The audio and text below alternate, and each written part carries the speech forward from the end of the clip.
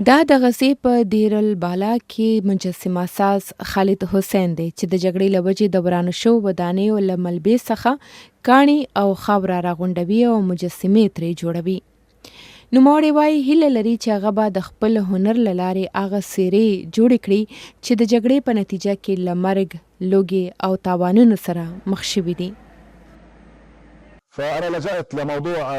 ما له خټې څخه د مجسمو جوړول پیل کړ. خټه داسې وي چې زر ترې یو څه جوړېدای شي.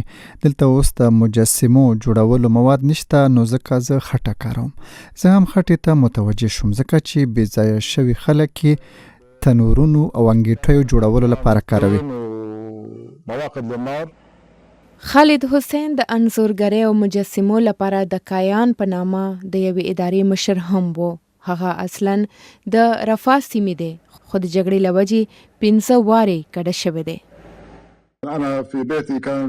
زما د لاس جوړ ټول شیان لکه انځورونه او مجسمې مې په کور کې پاتې شوي دي. په جګړه کې مې کور ړنګ شو او زیاتره جوړ کړي شیان په هغې کې خراب شو.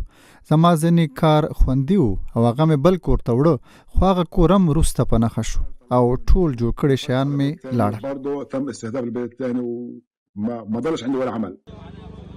حماس چې امریکا او اروپا یې ترهګره ډله بولي، د 2023 کال د اکتوبر په 9 یې په اسرائیلو برید کې تر 1200 زیات اسرائیلیان ووژل او شاوخوا 2500 یې یرغمل کړل. تر هغې وروسته اسرائیلو په غزې بریدونه پیل کړل چې د حماس تر واک لاندې د روغتیا ادارې په وینا شاوخوا 60,000 کسان پکې وژل شوي چې زیاتره یې ملکي وګړي دي. بلخوا د اسرائیلو د ځمکنۍ او هوایي جګړې له امله غزا ویجاړه شوې او نږدې ټول اوسیدونکي یې بې ځایه شوي وو. په هغه جګړه کې سلګونه اسرائیلي پوځیان هم وژل شوي دي. خو د امریکا، مصر، ترکیه او قطر مشرانو د اکتوبر په 14 د مصر په تفریحي ښار شرم الشیخ کې د غزې د اوربند اعلامیه لاسلیک کړه. له دې اقدام سره د اسرائیل او حماس ترمنځ په غزه کې څه باندې 2 کلنه جګړه پای ته ورسېده.